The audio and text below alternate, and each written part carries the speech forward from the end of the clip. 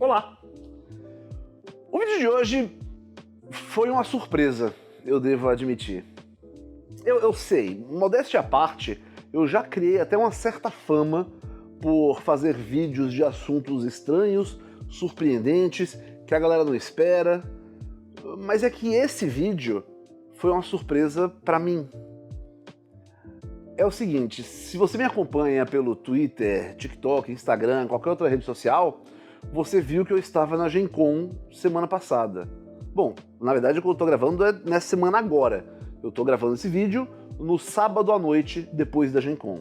Sim, isso aqui fora é a noite indiana, tá? São quase 8 horas da noite, e é por isso que eu botei essa cortina aqui atrás, porque tava muito sol lá fora e atrapalha a filmagem, às 8 horas da noite. E eu vim patrocinado pela Galápagos, né? Eles fizeram algumas...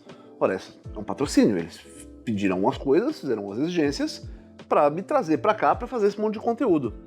Então vocês viram que eu postei várias stories, vários TikToks, fiz vídeo falando da Gen Con. Eu acho que quando esse vídeo for ao ar, já vou ter feito um vídeo falando sobre Star Wars Unlimited também. E eles me pediram também para fazer conteúdo sobre Altered, que vai sair essa semana, pode ficar tranquilo. Mas também me pediram para fazer um vídeo sobre a Gamegenic. E aí eu fiquei, pô, como que eu vou falar da Gamegenic? Porque a dificuldade é a seguinte: vocês já me viram usando Gamegenic, vocês sabem que eu uso Gamegenic. Vocês sabem que eu jogo toda segunda e sexta com um Fortress da Gamegenic, onde eu guardo meu deck. Vocês sabem que eu jogo Star Wars Unlimited com deck box da Gamegenic, com shield da Gamegenic, com playmatch da Gamegenic. Vocês já me viram fazendo vídeo testando o Gamegenic contra outras marcas, comparando o Gamegenic com outras marcas e dando minha opinião a respeito. E aí eu fiquei, puxa vida, eu já falei, todos os produtos da Gamegenic que eu já comprei, eu já ganhei e usei, eu já fiz vídeo falando sobre, tanto explicando como ele funciona, quanto dando as minhas opiniões sobre.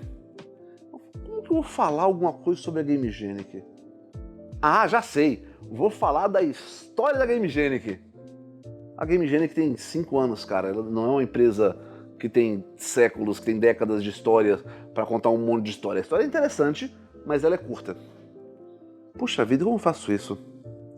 Ah, já sei! Para eles estarem querendo que eu faça um vídeo sobre Gamegenic, aposto que chegando na Gen Con, a Gamegenic vai anunciar algum produto assim que vai mudar completamente tudo. Vai fazer rever todos os conceitos. Sei lá, a Gamegenic vai lançar um celular da Gamegenic, ou um console de videogame da Gamegenic, um negocinho completamente fora da caixinha. Aí eu cheguei aqui na Gen Con, fui no stand da Asmodee, aí na área da Asmodee, né, fui no stand da Gamegenic, e olha só, a Gamegenic na verdade não anunciou um celular, não anunciou um console de videogame, não anunciou uma marca de computador, não anunciou uma marca de roupa, nada. Quer dizer, nada é errado. Eles têm anúncios, eles têm novidades. Inclusive, a principal novidade da Gamegenic para esse ano é essa caixinha aqui que chama Squire XL. Manja aqueles deck pods de Star Wars Unlimited, que é uma caixa que você coloca o seu herói de Star Wars Unlimited, e aí ela abre e tem uma abinha assim que se tira uma gavetinha de dados. Então, essa é a versão para Commander. Essa parte rígida aqui na frente é uma hard case, né? Uma case dura de acrílico, que ela sai, você coloca o seu Commander aqui dentro, você consegue jogar com isso aqui, o Commander aqui dentro, né? E ela fica aqui de volta. E aqui dentro tem um lugar para 100 cartas Double Sleeved. Essa especificamente, eu vou pagar de gostoso um pouquinho, eu ganhei de presente da Gamegenic. Ela tem atrás da case de acrílico o logo do Fazendo Nerdice gravado. E a mesma coisa atrás dela. Não, isso não é um produto, não. Eu queria muito que isso pudesse ser vendido, mas essa e mais uma que foram feitas de presente pra mim. Eu tô muito feliz com elas. A mais uma é uma dessa XL, que é também para Commander, com a gavetinha embaixo para colocar dados, tokens, o que é que você precise para jogos que não são Star Wars Unlimited. Mas isso é bem parecido com é uma versão do deckpod de Star Wars Unlimited para outros jogos. Quando eles fizeram essa ideia da caixa que prende o seu herói na frente e que tem espaço para os tokens tudo, maravilha, maravilha. Então, essa não é a única novidade deles, mas foi a principal, foi a que eu mais gostei, afinal de contas eu ganhei de presente. Mas não teve nada assim do nível de lançar um videogame, uma coisa que fosse me fazer mudar minha opinião a respeito da empresa e precisar avaliar o que eles estão fazendo. Eu tava matando, cara, como que eu vou fazer esse vídeo? Ô Elba, a gente conseguiu te agendar uma entrevista com o fundador e CEO da marca, o Adrian Alonso. Aí eu pensei, se parece a saída, né? Aí eu vou conversar com o chefão, que pensei eu, né? Não, porque geralmente fundador de empresa, CEO, vai ser um cara todo safo, todo que quer mostrar aí a agregação de valor e como a nossa empresa é competitivamente superior aos concorrentes, para diminuir o headcount e aumentar o ROI. Mas quer saber, já que ele é o fundador, eu vou conversar com ele, que quem sabe vem uma luz, vem uma ideia. Para quem não sabe, o Adrian Alonso, fundador da Gamegenic, antes da Gamegenic, ele era o chefe do design da Ultimate Guard, uma empresa que também produzia acessórios e que tinha esse mesmo estilo da Gamegenic, da capa da caixa que sai, emborrachado por fora, veludado por dentro, que tinha, no passado, né, uma vibe muito parecida com a Gamegenic. Então o Adrian, ele saiu da Ultimate Guard, ele não criou a Ultimate Guard, ele foi contratado para ser chefe lá. Ele falou, já que eu tô fazendo aqui, eu posso então sair dessa empresa e vou criar a minha própria empresa.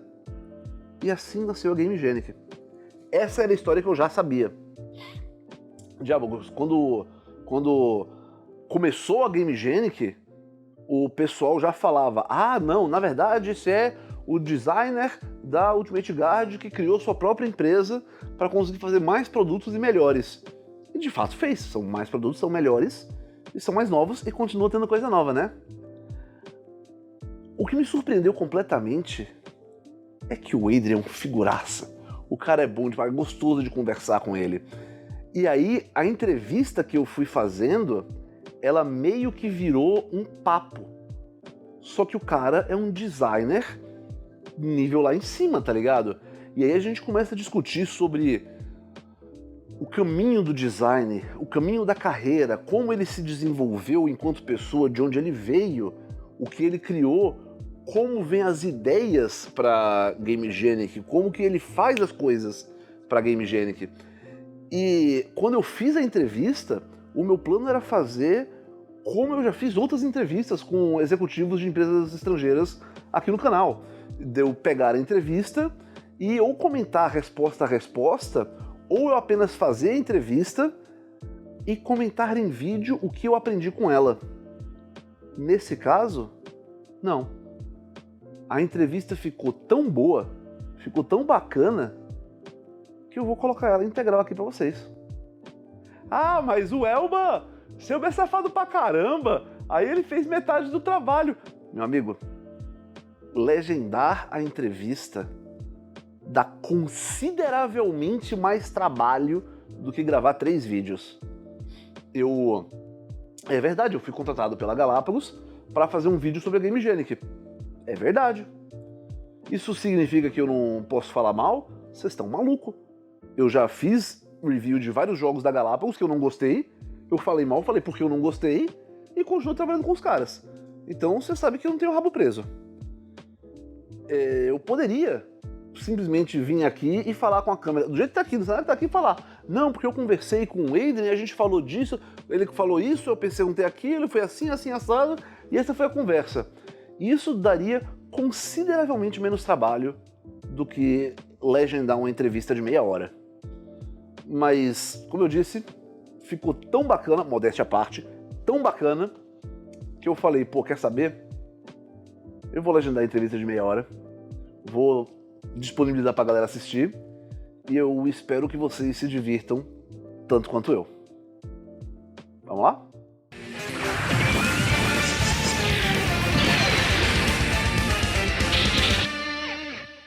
I'm here with Adrian Alonso, founder and CEO of Gamegenic.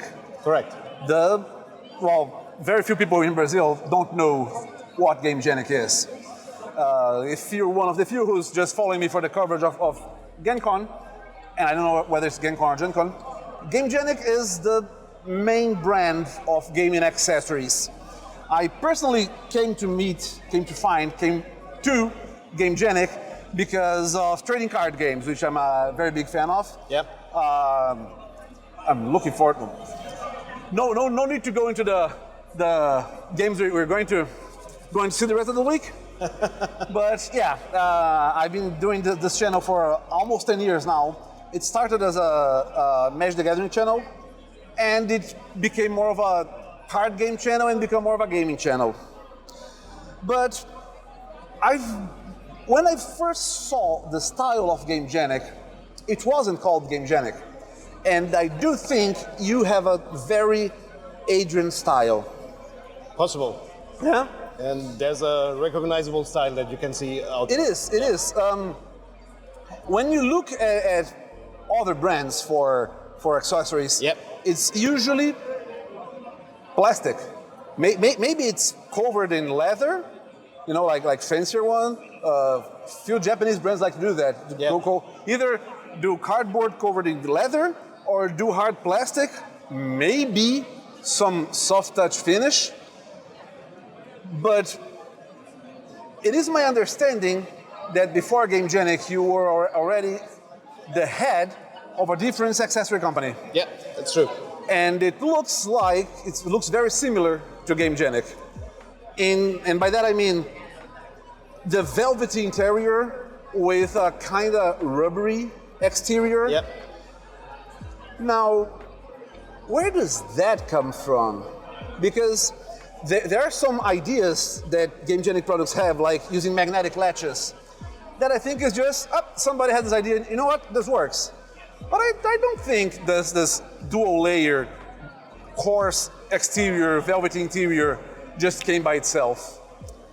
So first of all, hola, ¿cómo están? I'm Spanish actually, so that's the reason I try to speak a little bit of Portuguese, but I'm not that fluent. So to answer your question, it's a really good question. I'm in this business in accessories for almost 15 years now. 50 years. 15 years. 15, okay, 1 5. 50 years would be too old. Yeah. Well, you're looking great for someone who's been working for 50 years. Yeah. 15 years. Okay. So back in the days, so I created another company that became also very popular before I created Gamegenic. Yeah. Gamegenic was created 5 years ago. Yeah. And back in the days when I created the first company, it was more, the world of accessories was just more storage boxes. Yes, it was not something that you really care about. It was just you put your stuff in there, you put it on your backpack, or you put it on your shelves and you forget about it. It was not enriching your gaming experience. Not at all. You take it on the day you play it, and that's it. That's it. So the idea was to have products that makes a difference in terms of quality, but quality is not enough, because if you do all the things that everybody else is doing, only with better quality, it's not enough to succeed. I'll make it with harder plastic. Exactly. It lasts for 200 years. Exactly. That's not something that people would attract people. Yeah. The idea was, since I am a gamer myself, I'm in my whole professional life, I was in the gaming industry. So I've never done something else. I was first in the video games industry for 15 years before I switched to the board games industry. Okay. And my background is I'm a designer. Okay. And that's what I learned from the very, very beginning. And that's where you can recognize on the products that there's an Adrian style, like you just said, because you can tell on the products when Gamegenic came around. Yeah. people were, it looks like that, and it looks like a copy. It's not a copy. It's what I've done before, brought it to the next level. So I believe the professionals would call this design language. Exactly. So you are crafting a path of design while you are developing yourself. You're evolving yourself. Like if you're an artist, a painter, maybe you have the blue period and then you have the red period, but you can recognize it's coming from the same artist. Yes. So designing products is kind of being an artist, because if it's not only the quality that changes, but also the ideas that goes with that, you need to be creative. You need to be, and you need to understand the market, and you need to be able to enrich gamers' experience. Yeah, that's what's the purpose of all. Oh, and I will disagree with you on one sentence when you say that being a product designer is kind of being an artist. It is being an artist. I mean, at the end of the day, a cardboard box does the job.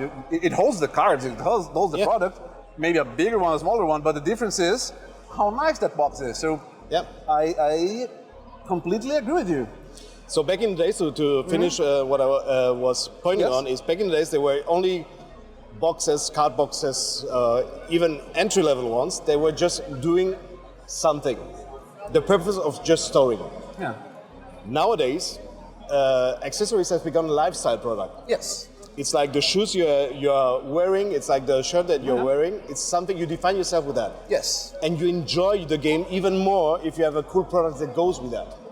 And that was the whole idea from the very beginning, to change what is just considered as an accessory, by meaning accessory, to something that is valuable to in your gaming night. That I appreciate. That you appreciate, that you can show off, that people will ask you, wow, what is this? Where do you get it from? And so on. Wow, that's awesome. And then you show them the functionality of the products, things that they didn't expect to be there, and then I could do a presentation of the products the whole day, and you would discover things that we put into consideration so many times in new ideas, new iterations, and so on, to make the best product out of it. So when you discover this, it puts automatically a smile on your face. Yeah. And you're proud to show off with this deck box, and you're proud to do a game. So that's how I built Gamegenic from the ground up, because it is more and more important that it is something that you define yourself with. And it's weird, because I say, that actually does make sense, because I see people how proud they are with their fortresses filled with cards, and the hive and fortress and all those the dungeon and all matching components, and of course, that's.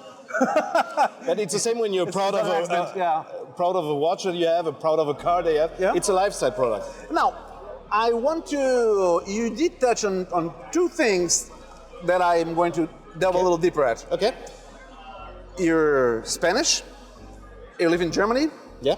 And you're a designer and a gamer. What was Adrian's life before you come into board gaming? And I'm going way back on purpose, because, and I am talking about like high school level, choosing school. What were the steps that brought little Adrian? Well, I was kind of lucky in my life as well to be able to. I don't consider what I'm doing as a job. I would do it for free, honestly, in a perfect world. We're not living in a perfect world, so I'm not doing it for free.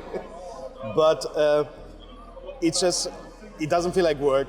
My whole team is very committed.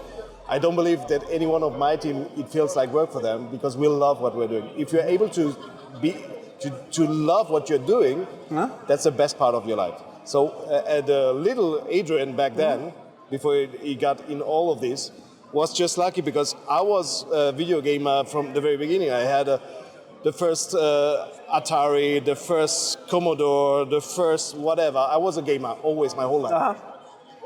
Amiga, Nintendo, Sega, whatever, to name a few. Everything that existed, I had it.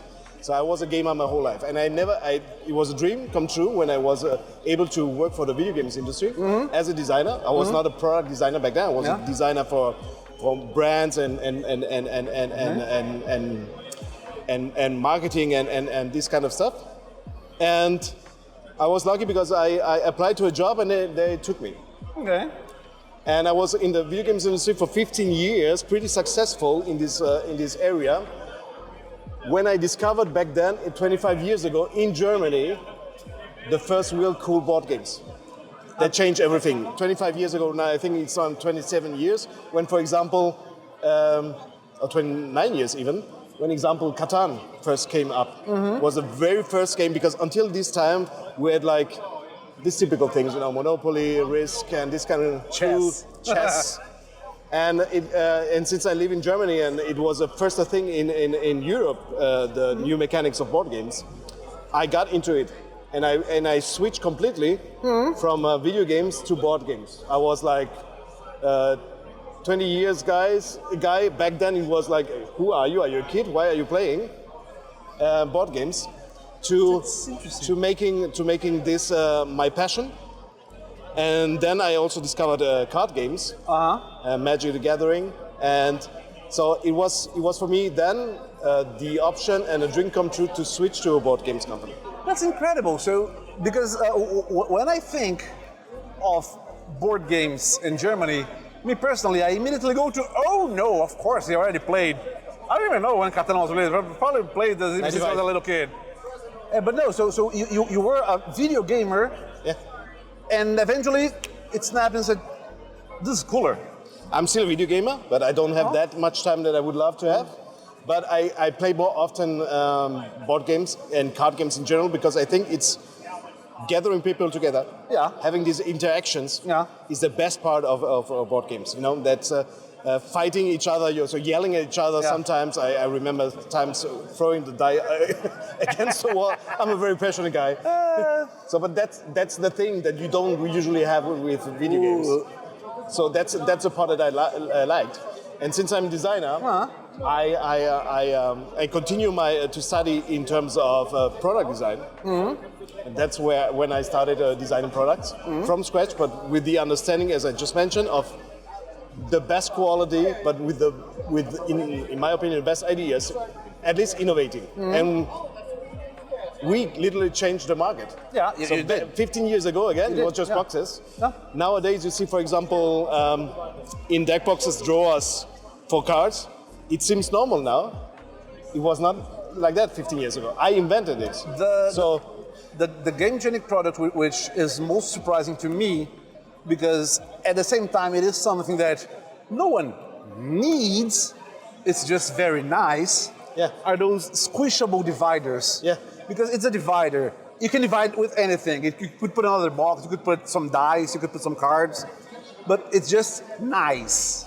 But I disagree that you don't need it. Once you have discovered for what you can use it, you cannot live without it.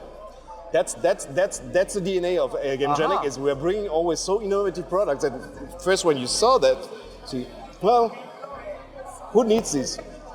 But when you try them out, they were like, oh, why? Why it was not invented before? And that's the hardest part, actually. I will concede, not because of the divider, but because of the little token case. Yeah.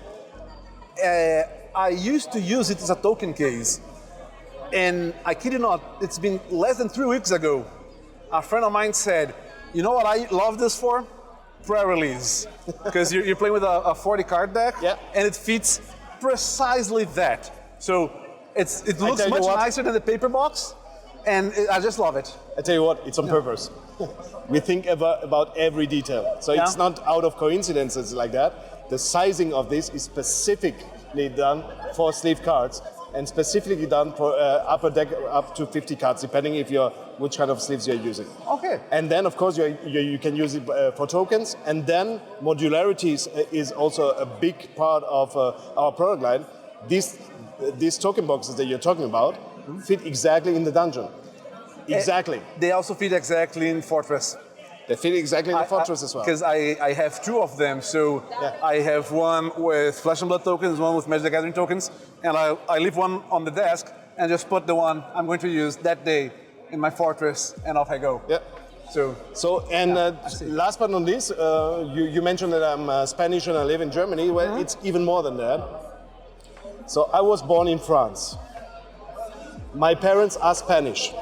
Okay. So my blood is 100% Spanish. I don't have anything else than Spanish, but they were just working in France, and that's where I was born. So I lived a couple of years in France.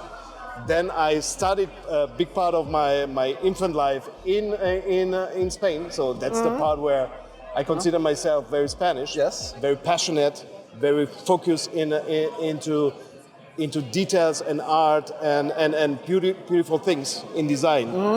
Like all the south part of Europe is like Italy, Spain, and so on. We are focused in beautiful things. Yes.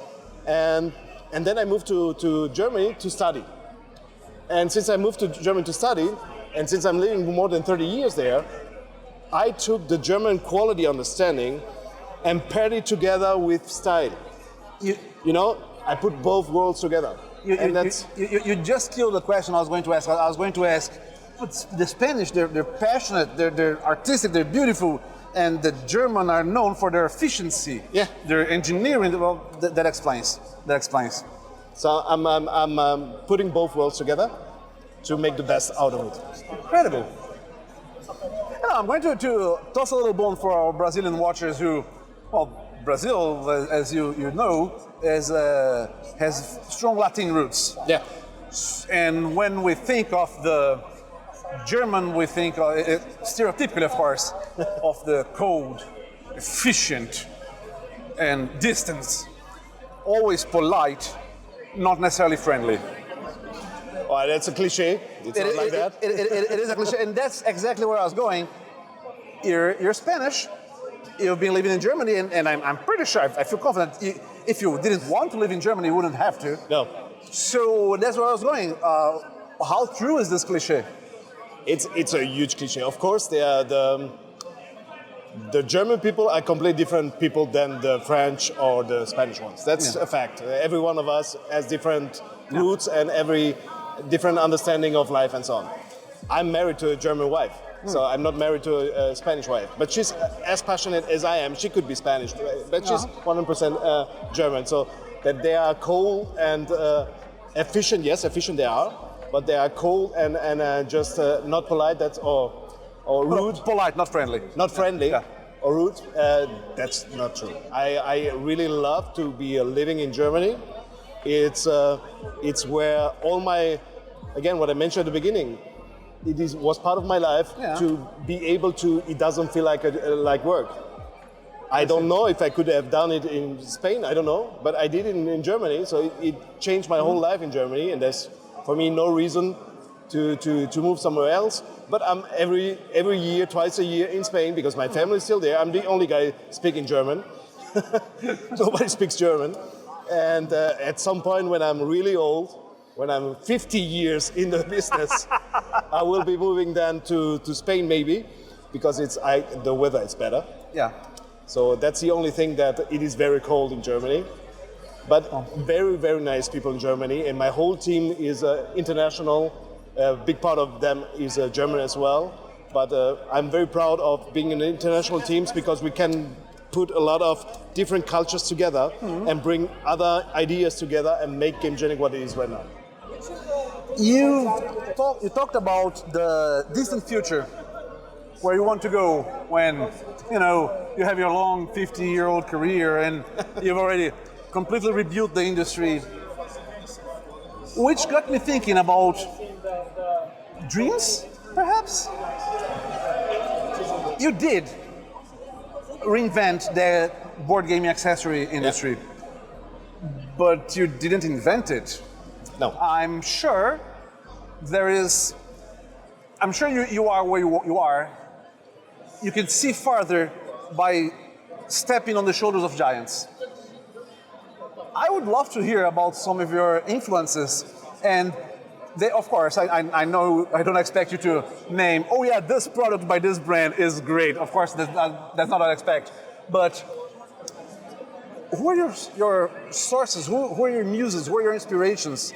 And this might not be board gaming. Maybe there's a famous academically relevant designer that I don't know. I'm a psychologist, not a designer.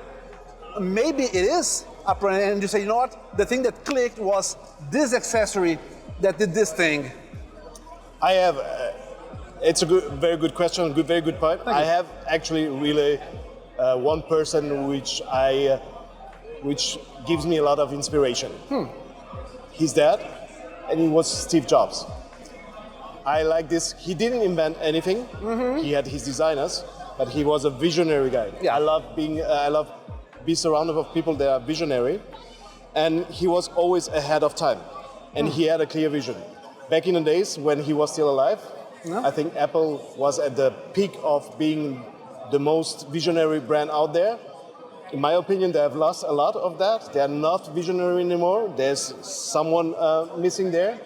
And that's where I try to be with Gamegenic, is to be at the peak of the time that we're living right now in the things that we are doing.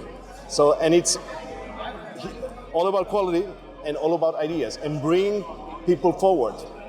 I don't believe that without Steve Jobs, we would have the world we have right now, where everybody is walking around with a smartphone.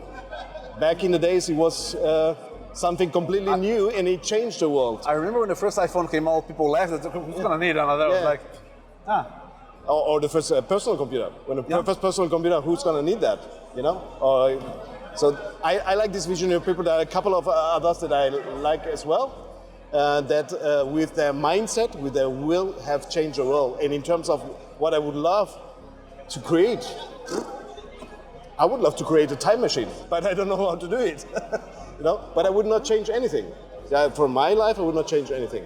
I would like to try to understand better the past, because I think with the understanding better the past, you can better sculpt the future. And that's the reason. That's what I would love to do in terms of crazy stuff. Yeah. So in terms of really doable stuff that are really possible. In terms of products, I always, because I got this question a lot, what is your favorite product, for example? I'm incredibly excited of the actual product that we're bringing up, because I know that in this actual product, we put a lot of work and efforts. So I'm always proud of the newest product, but when I'm done with that, I'm already thinking about the next one. Because if you stop being good, if you stop with the will of getting better, you stop being good. And that's the problem. So I try always, well, that's what's great, let's switch to what's next. that's some food for thought right there. If you stop trying to be great, if you stop trying to get better, you stop being good.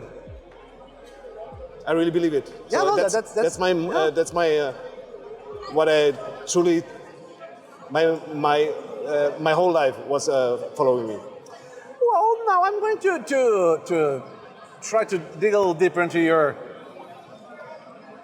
prejudices, as we all have a few. Yep.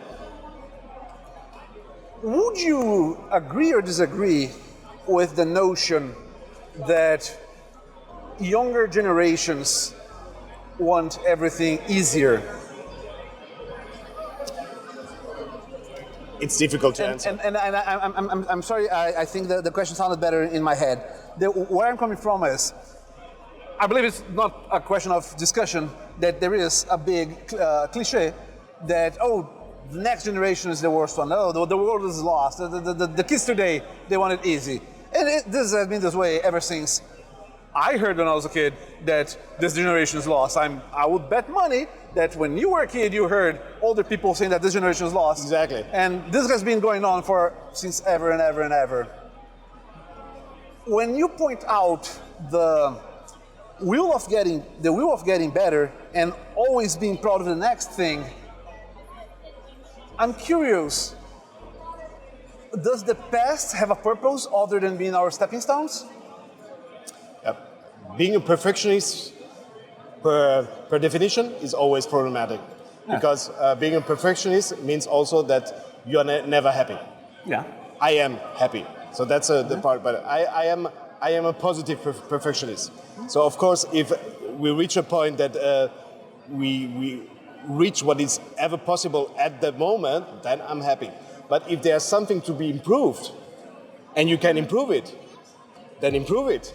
You know, I don't like also on other products, not only on the accessories, but in products in general, things doing, or a lot of companies or a lot of people thinking, let's do the easy money.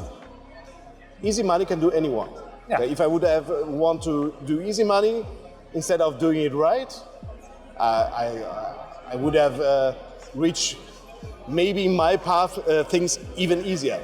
But the thing is, easy money is not what makes us different. Easy money is if I would have changed 15 years ago just deck boxes with another material and make it look more fancy and that's all.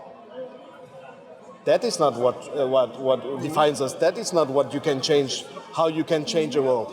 And I'm not saying I'm changing the world, but honestly speaking, I change the world for the accessories. And if you're able to say that, and you can only do that if you care about details and you care about trying at the moment that you are in the best out of it. And in the future, maybe with new technologies and so on, you can do it even better, or you have a new idea that's even better. But while you're developing, if there's an opportunity of making better, why are you not making it better? So that's the part of perfectionism that I have, which is sometimes can help, sometimes not. But at the end, it's for the end consumers. And when they discover Gamegenic and they try it out and they see that the passion that we put into that, the ideas, that even things, as I just mentioned, when you discover stuff that you didn't know it was there and they were, it puts a smile on your face and that's what I want. And then it was worth it to be at some point so perfectionist to try to make it better.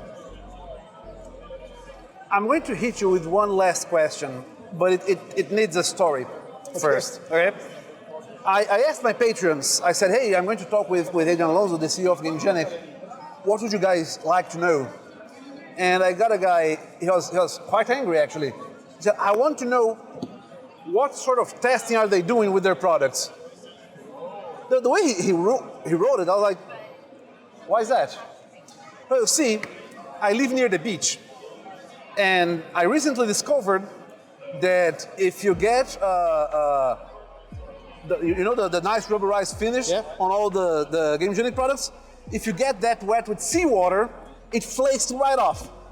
Completely off. I mean, who doesn't test for this?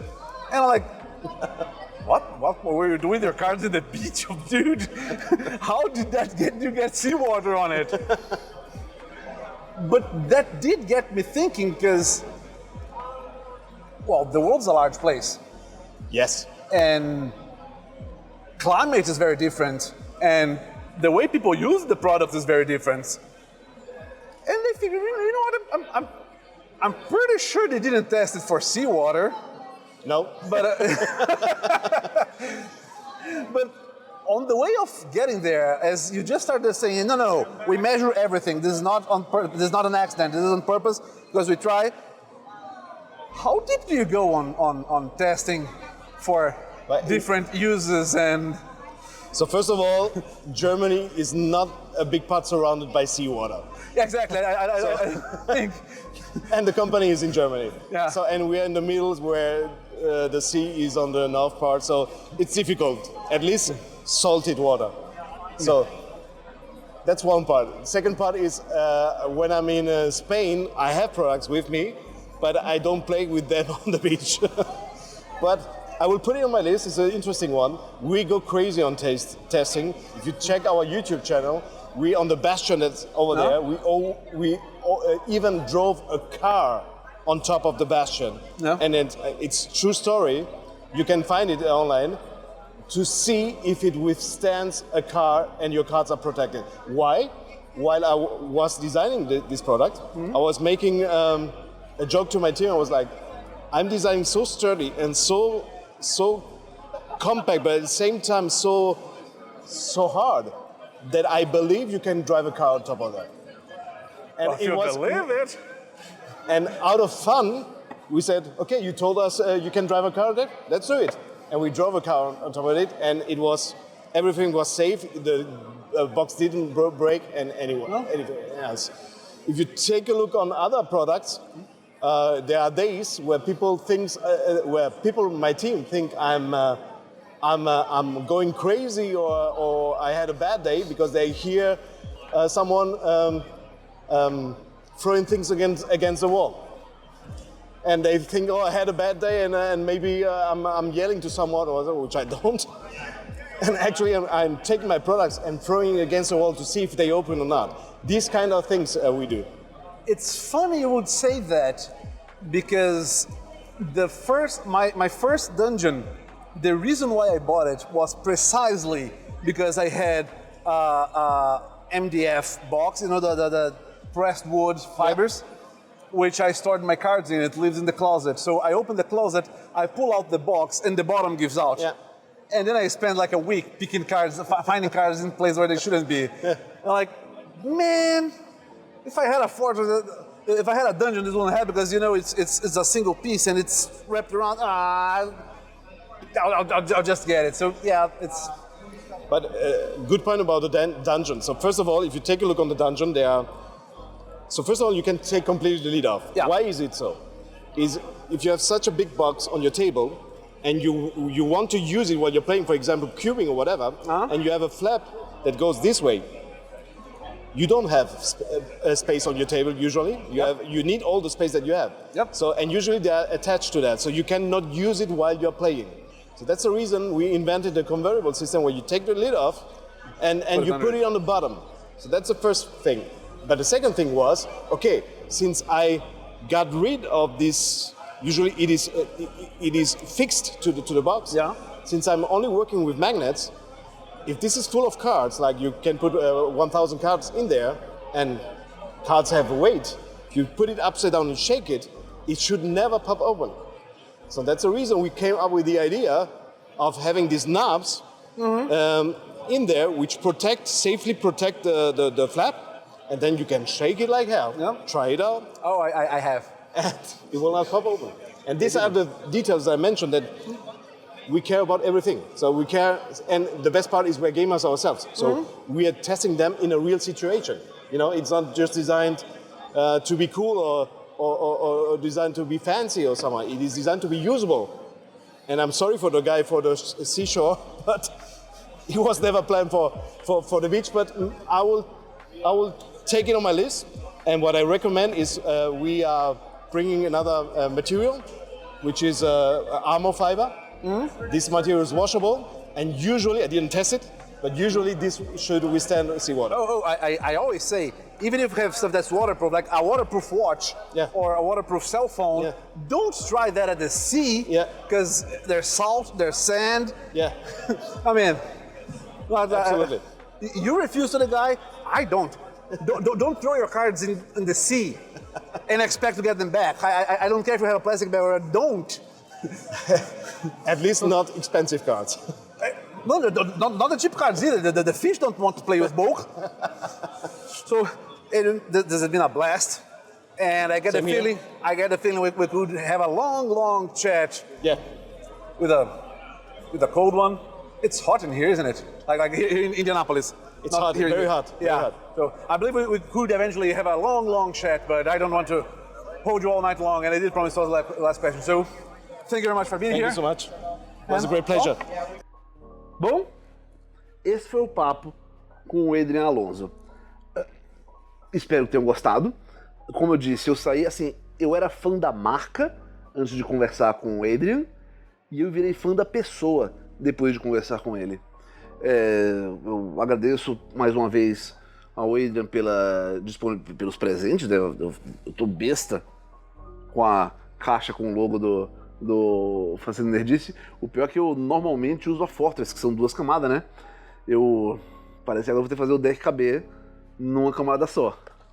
Mas fiquei muito feliz com isso. Mal posso esperar para encontrá-lo em outros eventos, outras oportunidades, outros jobs, por que não? E vamos ficando por aqui. Espero que vocês tenham gostado do vídeo. Se você gostou, deixe seu joinha. Se você não gostou, deixe seu desjoinha. Dúvidas, opiniões, comentários, sugestões, a seção de comentários é toda de vocês. E se você quiser ajudar o canal a continuar crescendo e se desenvolvendo, tem o link do Apóie no final, aqui na descrição, onde você financia todos os maluquices que eu faço aqui no canal. Espero que tenha sido divertido e até a próxima. Tchau, tchau. Olá! Lendo os comentários do meu vídeo sobre o Altered na Gen Con, o RBGTO explicou que, pra mim, eu achei que fosse óbvio pra todo mundo. Esse vídeo claramente é um quartas da hora, porque 25 é um quarto de 100. Tá certíssimo, exatamente 25% é um quarto, é de hora, porque na quarta-feira tá valendo. Eu não sei o que vocês estão reclamando. O Leandro Arruda disse que ele teve a mesma sensação de estar jogando um card game realmente novo quando joguei no BGA, diferente de tudo que tem sido lançado nos últimos anos. Fico na torcida para que dê certo e que a Galápagos apoie bastante o jogo com produtos e incentivo competitivo. Quando eu fiz o primeiro vídeo, eu falei que ou o print on demand funcionava ou esse jogo flopava. Eu não acho mais que seja isso. Eu acho que se o print on demand funcionar, esse jogo decola. Mas se o print on demand não for assim, aquela Coca-Cola toda, o jogo ainda tem... A câmera tá meio fora de enquadramento. Normalmente, quando eu tô falando pra câmera aqui, eu tô nesse lado dela. Eu vou arrumar isso mais tarde. O Nossa Mate disse que se são 6 variáveis, com 5 possibilidades cada uma, isso daria 15.600 possibilidades por carta. Na verdade não são 6, são 7, mas tudo bem, são 514 cartas, eu acho, na primeira edição. 15 mil possibilidades para cada uma. Eu acho que dá bastante carta. Eu não conferi a matemática dele, eu não faço a menor ideia como faz essa conta. E pessoal, esse é o tempo que temos por hoje. Espero que todos tenham se divertido. Até amanhã.